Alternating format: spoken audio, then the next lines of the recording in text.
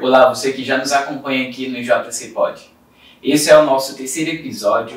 A gente está aqui para falar sobre AME. Mas eu vou te explicar mais ou menos o que é o UltraDR, esse quadro do JC Pod. Aqui no UltraDR, a gente convida famosos anônimos para falar sobre doenças raras e sobre o teste do pezinho, que é um teste que a criança faz entre o terceiro e o quinto dia de vida para tentar diagnosticar, ou pelo menos triar, algumas doenças que são raras e que têm tratamento e que muda ou a qualidade de vida ou aumenta a sobrevida dessas crianças. Os famosos anônimos são o seguinte: famosos porque são muito importantes no contexto das doenças raras, e anônimos porque provavelmente você não conhece. Hoje, o nosso famoso anônimo é o Dr. Edmar, que tem um vasto currículo e experiência dentro do contexto das doenças raras, especialmente das doenças neuromusculares e ainda mais especialmente da AME, atrofia muscular espinhal. Vou ler um pouquinho aqui o currículo desse ilustre convidado. O Dr. Edmar, ele é médico formado pela Federal do Espírito Santo, Universidade Federal do Espírito Santo, residente, mestre e doutor em neurologia pela Universidade Federal de São Paulo, livre docência pela Universidade de São Paulo, Faculdade de Medicina da Universidade de São Paulo, e atualmente é professor associado do Departamento de Neurologia da Faculdade de Medicina da USP, Faculdade de Medicina da Universidade de São Paulo. E começando com um currículo vasto do Dr. Edmar, a gente se sente honrado pela sua presença aqui para fazer parte desse projeto que é o UltraDR. E conta pra gente um pouquinho como foi que o senhor trilhou essa trajetória desde estar no Espírito Santo, pensar em fazer medicina e atualmente trabalhar com atrofia muscular espinhal, doenças neuromusculares. Bom, primeiro, gostaria muito de agradecer o convite, por me dar essa oportunidade de falar um pouquinho sobre a minha experiência com pacientes neurológicos, com doenças raras, em especial com atrofia muscular espinhal. Na verdade, mesmo quando eu decidi fazer medicina, eu já pensava em fazer neurologia, né? Então eu já tinha essa visão. Então eu entrei em medicina, eu sou de uma cidade do interior do Espírito Santo, chamada Colatina. Sim. Fiz o meu cursinho lá, passei na faculdade para a Universidade do Espírito Santo para fazer medicina, fui já pensando em fazer neurologia. Mas por quê? Como assim? Eu não sei, eu acho que alguns trabalhos de feiras de ciência do colégio, eu já fazia na área neurológica. Eu me lembro de 2 trabalhos que eu fiz no colégio que tinha coisas ligadas à neurologia, né?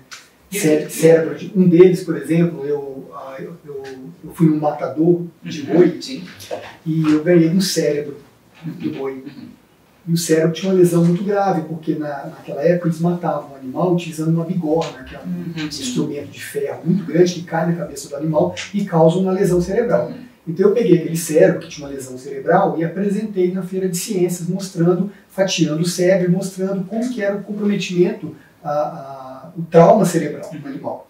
Então foi um trabalho que chamou muita atenção, chocou as pessoas. Tem algum médico na sua família, algum patologista? Não tem. Essa intenção de fatiar um cérebro e mostrar assim, dentro da medicina a gente tem uma área que é chamada patologia.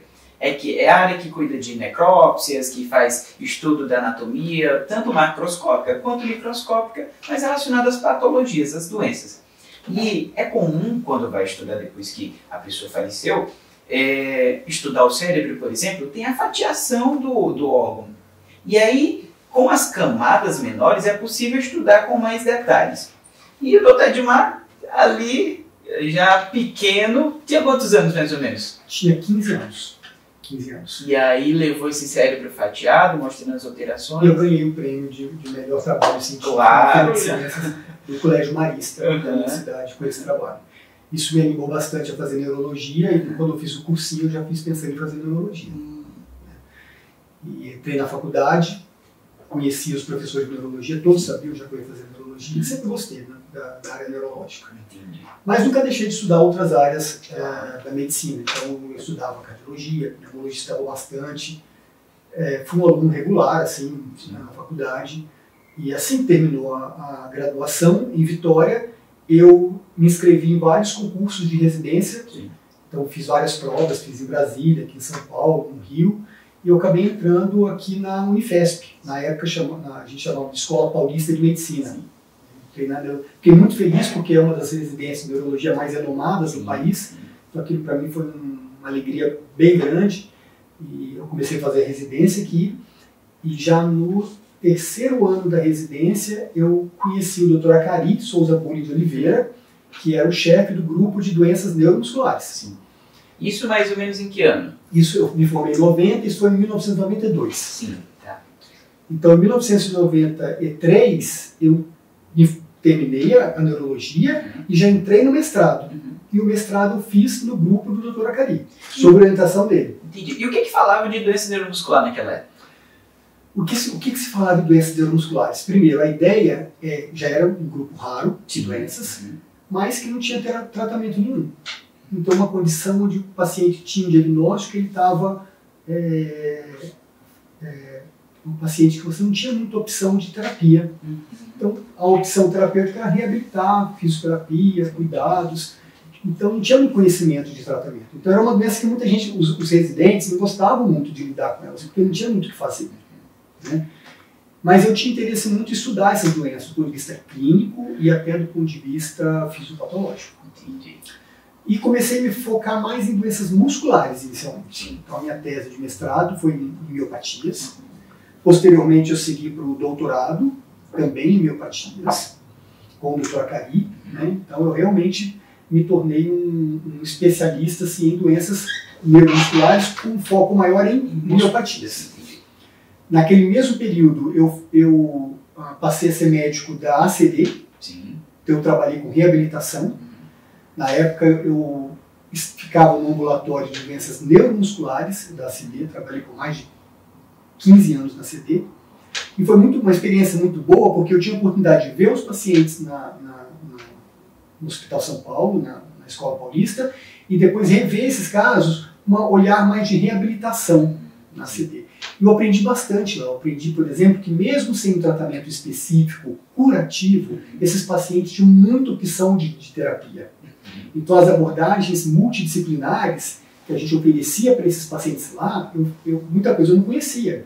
Coisas simples, por exemplo, até um tratamento com música, ou uma atividade física, por exemplo, esporte adaptado, né, que eles poderiam fazer, além de fono, além de físio, além de terapia ocupacional, além de cuidados ortopédicos, enfim, um mundo de opções que a gente chama de tratamento, que eu aprendi lá. Né? Então não é só dar um medicamento. Né? Então você vê como tem a ideia que a gente tinha que eram doenças que não tinham nenhum tratamento, mas na verdade eles têm muitas opções de tratamento. Né? Entendi. E a gente está falando de doença neuromuscular, mas o que é doença neuromuscular e depois o que seria a AMI? Tá. Na verdade, quando eu dou aula para os alunos da graduação, a gente divide essas doenças assim, neurológicas em dois grandes grupos. Doença do sistema nervoso central e doença do sistema nervoso periférico. O sistema nervoso central é aquele que compromete, ou seja, aquele que faz parte do cérebro e a medula. Então, todas aquelas doenças que afetam as células neuronais cerebrais ou medulares são centrais, uma doença de causa central. Por exemplo, um AVC, um tumor, esclerose múltipla. E aquelas doenças que afetam o nervo, a inervação, a junção entre o nervo e o músculo e o tecido muscular, são aquelas que afetam a via periférica, ou seja, após a medula. Porque está tudo dentro da caixinha de osso no centro, que é cérebro e medula central. Saiu dessa caixinha de osso, é periférico. E as doenças periféricas são as neuromusculares. Tá, beleza. E onde é que a AMI entra nisso? A AMI entra no sistema periférico. Por quê? É uma doença primariamente do corpo celular, localizado no corno anterior da medula. Tá. Então, embora essa célula esteja localizada na medula, todo o prolongamento dela forma uma unidade motora. Por isso que ela é classificada dentro das doenças neuromusculares. Entendi. Então é tipo a raiz da... Eu não vou dizer raiz, mas o início da AMI em patologia e doença está na medula. Só que toda a repercussão, o prolongamento daquele está no sistema periférico. Entendi. E como é que ela se manifesta? O que dá de sintoma? Então, as doenças neuromusculares, uma característica principal de todas elas é a fraqueza muscular. Então, são doenças que levam a uma incapacidade física. Né? Isso leva a comprometimento de braço, de perna, fraqueza para respirar e fraqueza para engolir. Né? Então, são as manifestações gerais. E a AME se caracteriza basicamente por isso. Primeiro, uma doença basicamente motora. Então, o indivíduo tem fraqueza muscular. Tem alteração da sensibilidade? Não tem. Tem alteração cerebral, cognitiva, assim, de aprendizado, comportamental? Não tem. Então, é uma doença realmente motora. O que a gente chama de uma doença motora? Que causa fraqueza muscular. Entendi. E essa fraqueza predomina nas pernas. E à medida que a gravidade da doença vai aumentando, vai subindo, afetando o braço também. Se a doença é muito grave, afeta também a respiração, o músculo da respiração e também o músculo da deglutição. Quanto mais grave a doença, maior o comprometimento respiratório. Né? Quanto menos grave a doença, menor o comprometimento alto, ou seja, lumbar e respiratório, afeta mais as pernas. Entendi. E o que seriam os primeiros sintomas assim que direcionariam para uma doença neuromuscular? Porque eu imagino que, como o senhor falou, vai acometendo pernas e vai subindo. Mas o que seriam os primeiros sintomas que uma pessoa, por mais leiga que ela seja, por menos conhecimento médico que ela tenha, ela consiga identificar que não tem algo certo e que seria um indício de uma doença neuromuscular ou muscular? Vou te dar um exemplo do AVC, acidente vascular cerebral. Quando as lesões são cerebrais, elas tendem a afetar um lado só. Então, se você tem uma lesão aqui, por exemplo, no lado direito, você vai, do lado esquerdo vai ficar comprometido. Isso acontece no AVC. Nas doenças neuromusculares, em geral, o que você tem é um comprometimento dos dois lados ao mesmo tempo. Então, o que acontece na AME, por exemplo? Então, você tem comprometimento das duas pernas, dos dois braços, né? Então, o quadro é mais difuso. Mais espalhado pelo corpo. Não é localizado ali, por exemplo, é só o braço direito que não está mexendo adequadamente. Existe um quadro localizado. Sim, por exemplo, vamos supor que você tem uma lesão por arma de fogo no plexo braquial à direita. Então, você vai ter uma lesão nervosa só no braço, localizado. Mas foi um quadro claramente periférico. Sim, entendi. Né? Mas se é uma doença degenerativa, nesse sentido, ela tende a ter um comprometimento mais difuso. Né? Que é o que acontece na AME. E aí, na AME, tem um paciente que já tem sintomas e ele vai ter uma jornada. O que eu digo de jornada? Vai ter um diagnóstico, porque aqueles sintomas indiciam, né, dão o alarme. Então, vai ter uma proposta de tratamento, seja com as terapias não farmacológicas, ou seja, com fisioterapia, fonoterapia, enfim, e também o tratamento farmacológico. Mas, recentemente, tem a possibilidade de um diagnóstico pré-sintomático para a AME. Estou correto em falar isso? Está correto. E como é que é essa jornada? Como é que isso acontece? Eu vou diagnosticar antes de aparecer sintoma? Como é que isso é possível? Então, vamos lá. A AME é uma doença que tem uma variabilidade clínica. Tem paciente que adquire um quadro mais grave e tem paciente que adquire um quadro mais leve. Então, ele é classificado em tipo 1, tipo 2 e tipo 3. O tipo 1 é quando pega bebê. Começa a manifestar do 0 ao 6º mês de vida. O tipo 2 um pouquinho depois e o tipo 3 mais após os 3 anos de idade. Né? Tem fatores genéticos que determinam essa diferença. A gente pode conversar um pouquinho depois se você tiver tempo. Então, por que a gente fala doença começa e ela progride? Porque, na verdade, a AME é uma doença genética que falta uma proteína importante para manter aquele neurônio vivo. É a chamada proteína da sobrevida do neurônio motor, ou SNN. Se o indivíduo não tem essa proteína, ele tem uma quantidade muito baixa dela, normalmente ele tem uma quantidade baixa, ele mantém uma função normal até um determinado momento, a partir de um determinado momento, o neurônio começa a ficar fraco, começa a morrer. Aí começa a manifestar a doença. E a doença é progressiva. Porque o músculo funciona sob o estímulo do neurônio. O músculo é totalmente É como se fosse uma lâmpada e um interruptor. Se o interruptor está com curto-circuito ali, pela morte do neurônio, eu não consigo ligar a lâmpada, entendi. Então, quando você pega um bebê, a faixa etária de que mais comumente você vê o início da doença é entre o 2º e o 4º mês de vida. A maioria dos bebês manifestam, a família começa a notar o problema nesse período.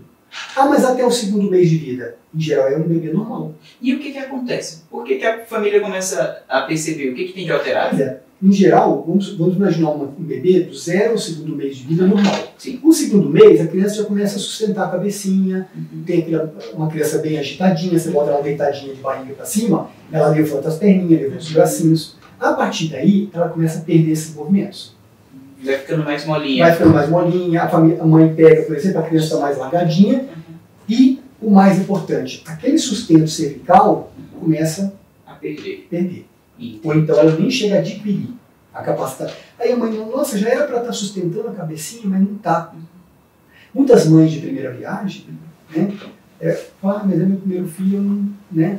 Então passa um pediatra, o pediatra às vezes fala, não, vamos esperar um pouquinho mais, é uma criança um pouquinho atrasadinha, mas tem que tomar muito cuidado com isso. Porque às vezes esse pequeno atraso já é a manifestação da doença. Entendi. E as mães podem seguir pela caderneta da criança, né? Que tem os marcos do desenvolvimento. Né? Então tem o tempo certo para a criança estar sustentando a cabecinha, tem o tempo certo de ela estar pegando um objeto, segurando, passando para uma mão, passando para outra. E aí observar isso atenciosamente, às vezes pode te dar um indício. Mães que tiveram mais crianças, elas percebem logo, tá? Não, diferente do outro filho, né? E outra coisa importante, mas tem em torno de 30% mais ou menos dos bebês já manifestam a doença antes dos 2 meses de vida. Mas tudo bem, a gente pode comentar isso posteriormente.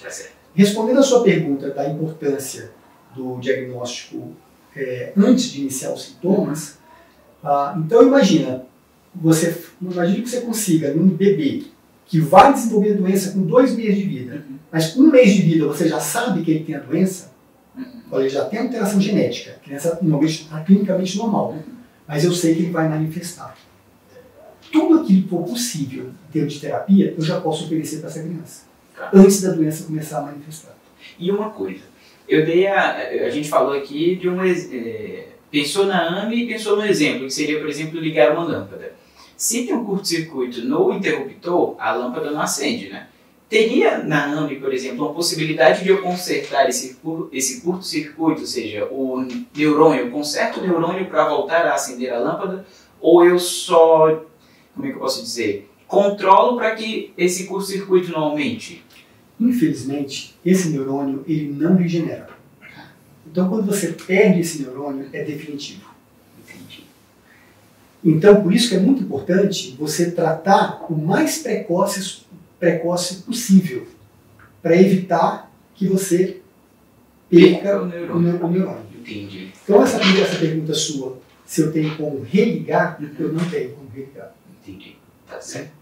E aí fortalece o que a gente tem vivenciado aqui no Brasil, de que o teste do pezinho, que é um teste de rastreamento, que facilita o diagnóstico precoce, está incluindo a AME na sua fase de ampliação. O teste do pezinho, que atualmente tem 6 doenças, né, vai passar a ter cerca de 50 doenças. E uma dessas é a AME.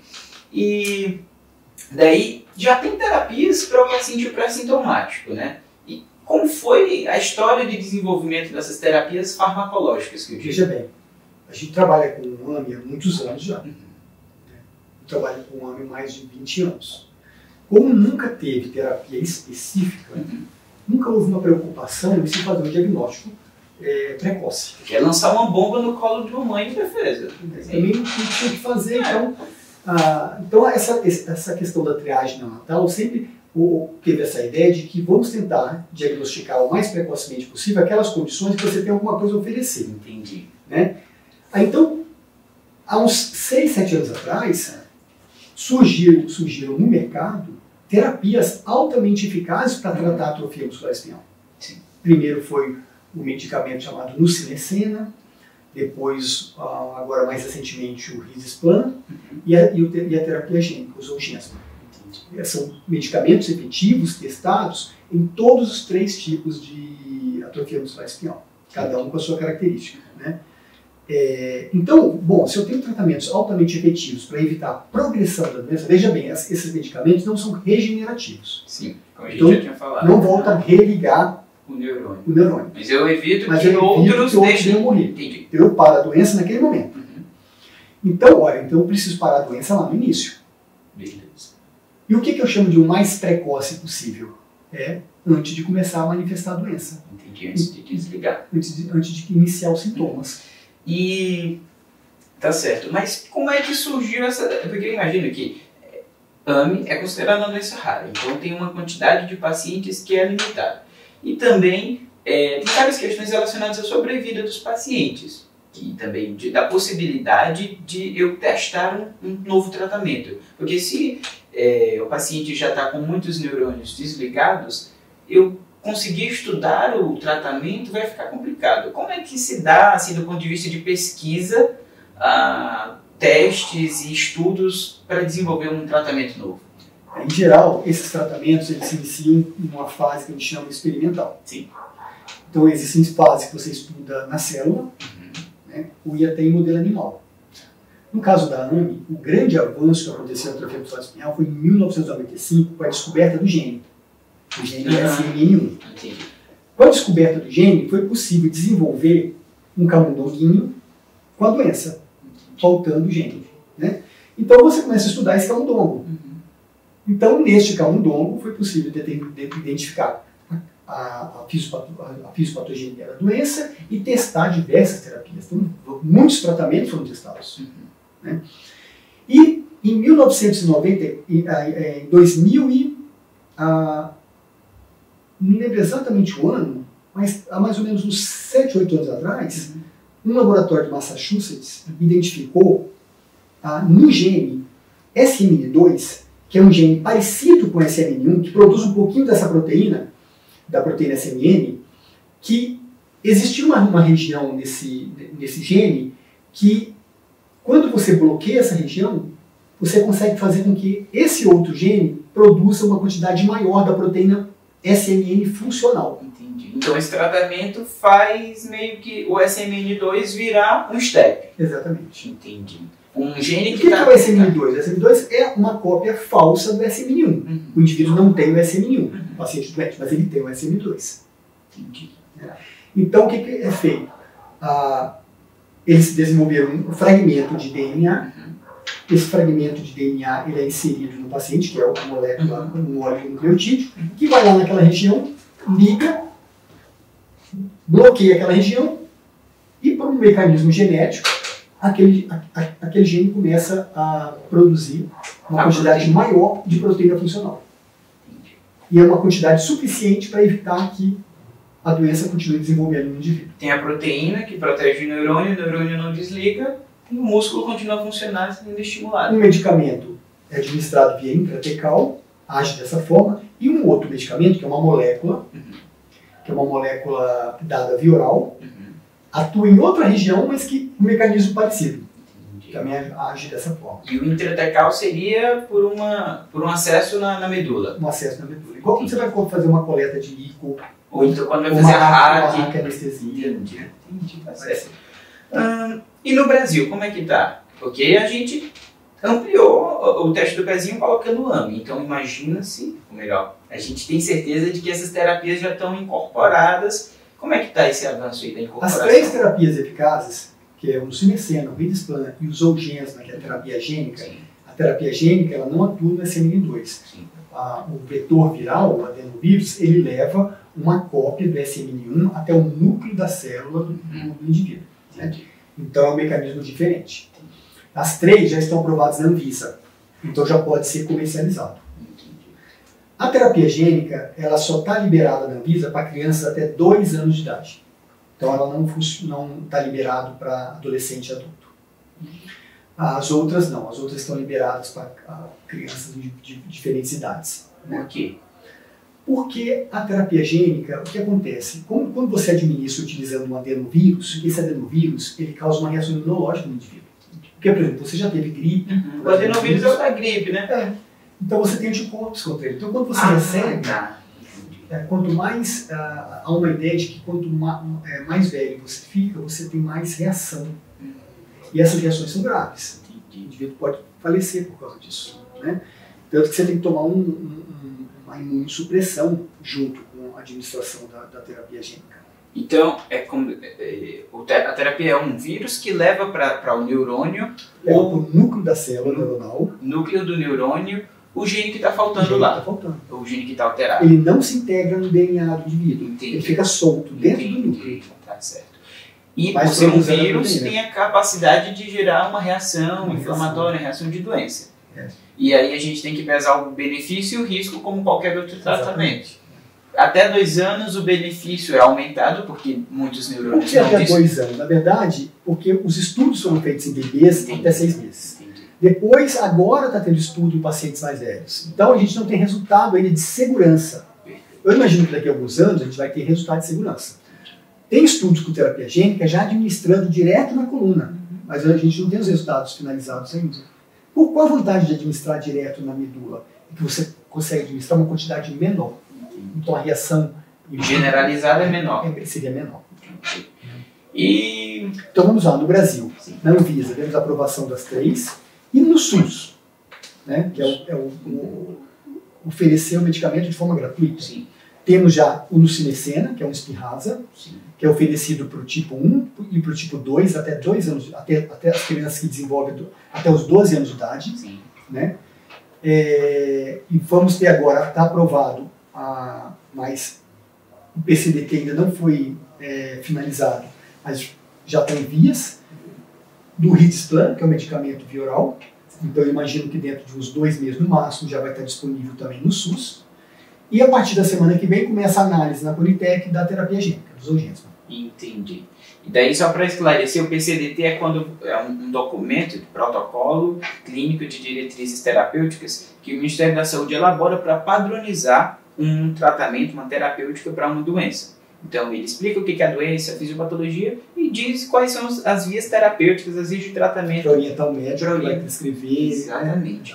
E a banca da Conitec, né, que a gente pode dizer assim, a Câmara Técnica, ela estuda um conjunto de especialistas que estudam a possibilidade de um novo tratamento ser utilizado pelo SUS, assim, no tratamento de determinada doença, ou seja, eu construo a molécula A, eu digo que ela serve para a doença B. A Conitec, esses especialistas se juntam, vão estudar se de fato essa molécula que eu criei serve para B e se tem uma efetividade, se o custo para eu comprar para o SUS comprar essa molécula e usar na doença B é sustentável. O que é sustentável? Que vai realmente funcionar e que eu vou gastar menos cuidando das complicações dessa doença quando eu compro essa molécula. Então, basicamente isso, porque para a gente explicar algumas coisas. E daí, então, tem essas duas... Enfim, eu imagino que até o final deste ano, nós já vamos ter disponível no Sistema Único de Saúde as 3 terapias. Cada uma com sua indicação. Né? Lembrando que a terapia gênica, no momento, ela ainda está indicada só para crianças pequenininhas. E a gente tem que ter o cuidado disso, de que a indicação é estrita. A indicação é para aquele paciente naquelas condições. Isso não significa que não pode ser mudado. Porque até então, como você falou, os estudos eles avançaram até aqui. Tem estudos em andamento ainda. Entendi. E o senhor tem participação em alguns estudos, né? Como é que é isso? A gente participa, na verdade, de estudo com as 3 terapias. Então a gente tem estudo com Nusinersen, tem estudo com Risdiplam. Inclusive tem um com Risdiplam que é muito interessante, que que avalia o efeito do medicamento em fase pré-sintomática. Chamado de Rainbow Fish, o nome do estudo. Como isso funciona? Como a gente não tem triagem neonatal no Brasil ainda, para AME, a gente identificou crianças daquelas mães que já tiveram bebês com AME e que engravidam novamente. Pelo aconselhamento genético, você rastreou aquelas mães? São uma criança que a gente acompanha, engravidei. Falei agora. Tá bom, então quando o bebê nasce, a gente já faz o teste. Se confirmou, olha, infelizmente o bebê também tem a doença. Então a gente já recruta para o estudo. E imediatamente começa a tomar o remédio, antes da doença começar a se manifestar. O efeito desses medicamentos em fase pré-sintomática é extraordinário. A criança praticamente não manifesta doença. A criança vai andar, vai quase normal. Entendi. E a gente já tem criança com quantos anos nesse estudo? No nosso estudo, a gente tem com 2 anos. Andando e normal. E assim... É impressionante. Impressionante. É de dar uma alegria muito grande para o pesquisador, para a família, para quem está acompanhando. Por isso que eu acho que a triagem neonatal, o diagnóstico precoce, é fundamental, porque muda assim, drasticamente. Do mesmo jeito que a gente tem estudos com outras moléculas que a gente administrou com a criança já assintomática. E a gente vê que realmente para de progredir, mas não recupera. Entendi. Então uma criança que já parou de andar, dificilmente vai voltar a andar. Uma criança que já está na ventilação mecânica, por exemplo, pode melhorar em muitos aspectos, mas dificilmente você vai retornar. Né? Então, infelizmente, a AMI tem essa característica, essa doença. Né? Ela é degenerativa e esses medicamentos não regeneram. Então, por isso que a gente está trabalhando muito com essa questão da triagem neonatal e de fazer diagnóstico precoce, que é fundamental para isso. E a gente vê que, com o passar do tempo, com as pesquisas, com as novas terapias, o preconceito que se tinha muito com a neurologia de que era uma cadeira dentro da medicina, uma disciplina dentro da medicina que tem pouca resolutividade, a gente tem visto que está mudando isso, especialmente nas neuromusculares, como o senhor falou. Lá no início, quando os residentes passavam, quando o senhor estava passando enquanto residente, era um ambulatório que cumpria a tabela. O residente, o colega médico, ia lá para fazer parte da formação dele, mas poucos ficavam lá com o Dr. Akari estudando e desenvolvendo. E eu imagino que para o senhor é uma alegria muito grande, não só profissional como pessoal, né? Porque... A gente diz que eu não imaginava estar vivo vendo isso acontecer.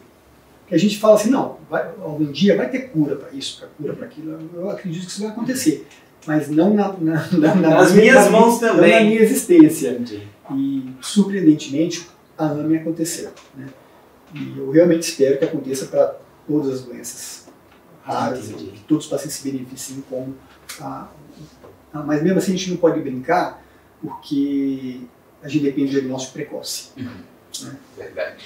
Que a gente fala de diagnóstico precoce como uma prevenção, né? Da mesma forma como eu comparo muito o triagem neonatal, teste do pezinho, com o rastreamento da mamografia do câncer de mama. Porque são políticas com bases muito parecidas, mas que as pessoas dissociam completamente. As mulheres já têm entendido no Brasil um pouco mais sobre a política de rastreamento de câncer de mama, que tem que fazer no Outubro Rosa, mamografia, bianual, tem que acompanhar na OBS, mas as mães não têm esse mesmo entendimento sobre o que é o teste do pezinho, o que eu estou levando meu filho para ter agulhadinha no pé, o que de fato é o teste do pezinho. Muita mãe e muita gente, assim, não vou dizer não apenas as mães, confundem com a impressão do pezinho, que ali é um teste, na verdade não é um teste, é um registro civil.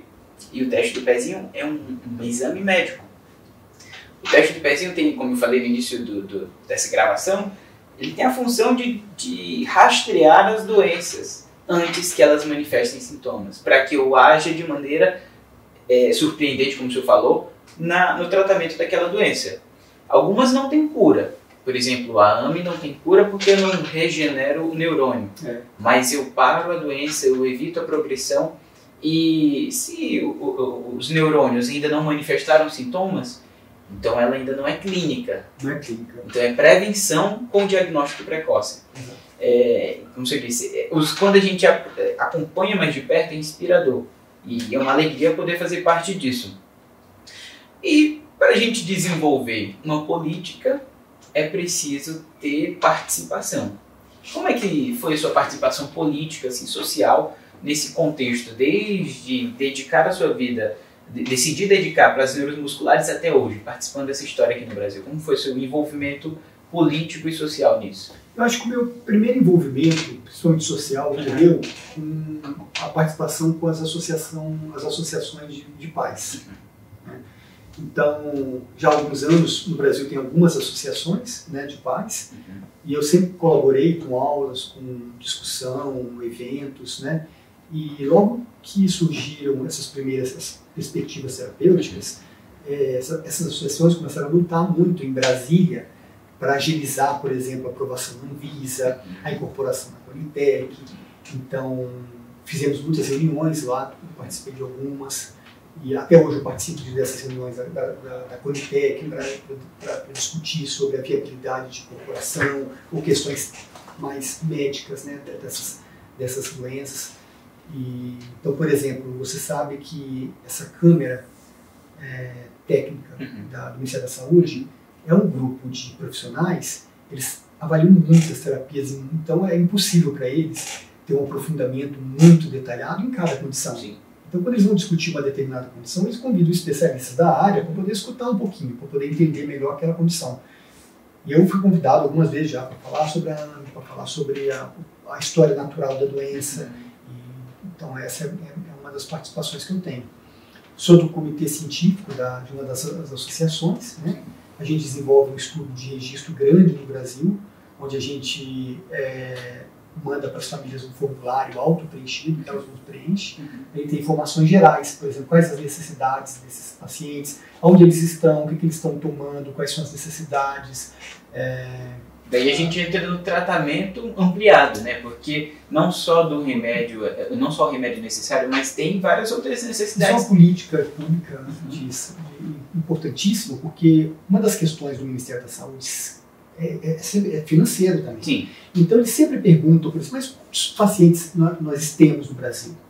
Quantos pacientes nesse estágio? Quantos pacientes nesse estágio? O que eles precisam? Em geral, nós não temos essas informações. A gente sabe as necessidades, mas não números para elas. É número nacional. Então, esse tipo de estudo é interessante para você chegar no Ministério da Saúde e falar, olha, nós temos tantos pacientes, eles precisam disso, é assim que funciona, então você dá dados, dá números. Com isso, o Ministério da Saúde consegue fazer um cálculo financeiro e tomar uma decisão. Né? Então, isso é muito importante. Então, e eu sou da Academia Brasileira de Neurologia também, e faço parte do Departamento Científico de Moléstias Neuromusculares, organizo eventos e aulas e treinamentos, preceptorias com laboratórios, e além de coordenar os estudos clínicos, né? Estudos clínicos com esses medicamentos. Como eu te falei, a gente trabalha com as três terapias. Tanto a terapia gênica, que a gente tem estudo clínico em andamento, o medicamento via oral, que é o Vidisplan, e o Cinecena. Entendi. E uma coisa, como o senhor falou, os especialistas que são convocados pelo Ministério da Saúde para estabelecer se uma nova terapêutica é efetiva e se o custo se justifica, eles precisam contratar, convidar especialistas como o senhor para falar especificamente de uma doença que foge à profundidade que eles têm. Os médicos, de maneira geral, do Brasil, que eu digo, eles precisam de um norte também para como é que eu vou tratar esse paciente que agora eu vou pegar sintomático, pré-sintomático, ou seja, antes da manifestação do sintoma, eu tenho que saber um fluxo bem estabelecido de como é que eu vou guiar esse paciente e essa família, para que eu, de fato, justifique o custo da medicação, porque tem que ser aplicado no momento certo, da forma correta, e tem que ter um acompanhamento muito próximo. Como é que tem se desenvolvido essa padronização do atendimento ao pré-sintomático? Olha, nós não temos ainda a triagem neonatal no Brasil, já em andamento para tratamento espinhal. Temos um projeto piloto em andamento, aqui no estado de São Paulo, a proposta de um novo projeto piloto, e dentro desse projeto piloto há um guia de orientação para acompanhar e tratar eventuais diagnósticos nessa fase pré-sintomática. No momento, a gente só faz esse diagnóstico quando um familiar é acometido. Então, a mãe já teve um bebê, ela engravida. Aí faz o teste. A gente faz assim que o bebê nasce, você já pode fazer o teste. Algumas mães chegam a fazer ainda na barriga da mãe o teste. Então, já sabe que se vai desenvolver a doença ou não. Então, isso já é possível fazer. Entendi. Então, tem como ainda não está em efetivação da AME do teste do pezinho, os estudos, na verdade, a infraestrutura para receber esses novos pacientes está sendo montada agora. Está sendo montada, entendi. Fora do Brasil, isso já funciona em vários locais. Nos Estados Unidos, quase todos os estados já fazem, né? E funciona mais ou menos assim. Faz uma triagem, o bebê nasceu, nos primeiros dias, coleta, né, naquele papelzinho de filtro, é testado. Se deu alterado, precisa de uma confirmação. Essa confirmação pode demorar talvez uns 10 dias, a gente está calculando isso, né? Nesse período, o bebê já é encaminhado para um centro de referência para ser avaliado, né? Então, sendo confirmado, imediatamente já solicita o medicamento. Entendi. Então, eu gosto de fazer a analogia com câncer de mama que talvez as pessoas entendam com mais facilidade. No câncer de mama, quando a mulher faz a mamografia, que é o primeiro teste, é como se fosse o teste do pezinho, veio uma imagem que sugere câncer. O que ela faz? Ela complementa aquele estudo. Seria um teste genético mais profundo. Em confirmando, no caso do câncer de mama, que é câncer, a mulher já é direcionada para um centro de especialidade que vai tratar aquilo ali. Da mesma forma, é a intenção de que ocorra com a criança. Em sendo diagnosticada, a AME vai ser direcionada para um centro.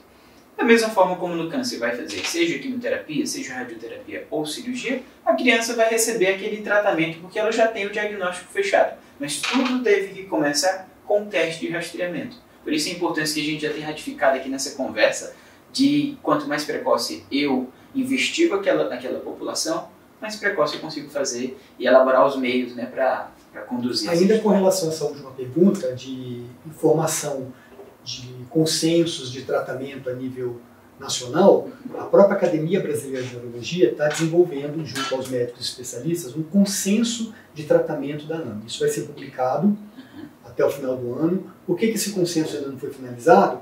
Porque toda a parte política no Ministério da Saúde está acontecendo agora. Então eu imagino que nos próximos 2, 3 meses, né, nós vamos ter já informações sobre quais os medicamentos foram incorporados, quais os PCDTs foram finalizados. Então, baseado nisso aí, a gente consegue desenhar um consenso que seja atualizado, né, para poder orientar os médicos gerais, que não têm tanta familiaridade com a doença, para poder prescrever e acompanhar esses pacientes. Entendi. Doutor Edmar, a nossa conversa está tão boa, né? Mas a gente tem um limite para que fique tanto positivo escutar, que o aprendizado seja concretizado e que a gente não chegue na fadiga do nosso ouvinte, ou do nosso telespectador. Mas a conversa está muito boa. E para finalizar, assim, além de ser pesquisador, além de ser médico, o que o senhor conta para a gente assim, de hobby, de o que é o Edmar fora o doutor? Olha, eu mudei muito a minha vida nos últimos anos, né? Eu acho que, como todo médico, você passa por uma fase que você quer ganhar muito dinheiro e trabalhar muito, dar muito plantão, aquela correria. Eu já não faço mais isso. Né? Então, eu já não dou mais plantão, eu já não faço mais clínica privada. Então, minha vida hoje é bem acadêmica. Né? Então, eu sou professor também da Universidade de São Paulo. Eu coordeno um ambulatório de atrofia muscular espinhal e de doenças neuromusculares. Então, a minha vida médica tá mais relacionada nesse aspecto. Com isso, eu tenho tempo suficiente para praticar um pouquinho de esporte, jogar tênis. Eu tenho um sítio que eu vou final de semana com um cachorrinho.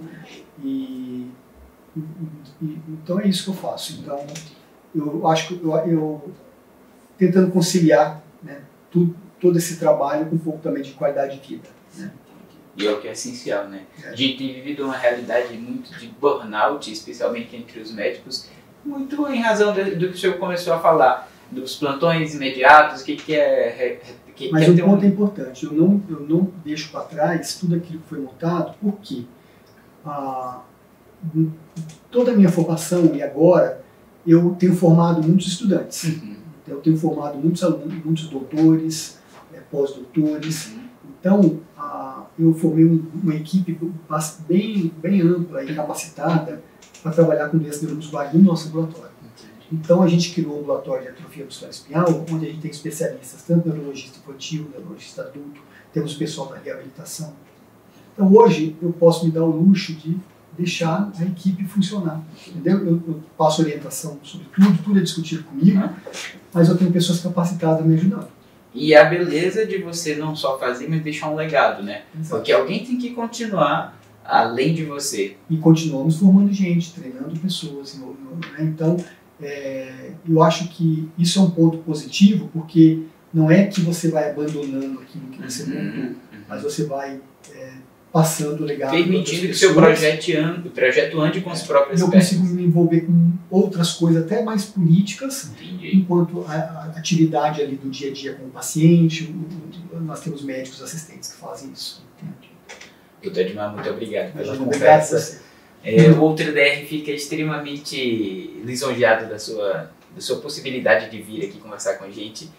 E espero que você também tenha gostado, que você tenha aprendido bastante sobre AME, sobre teste do pezinho, sobre o cuidado com as doenças raras, especialmente as neuromusculares.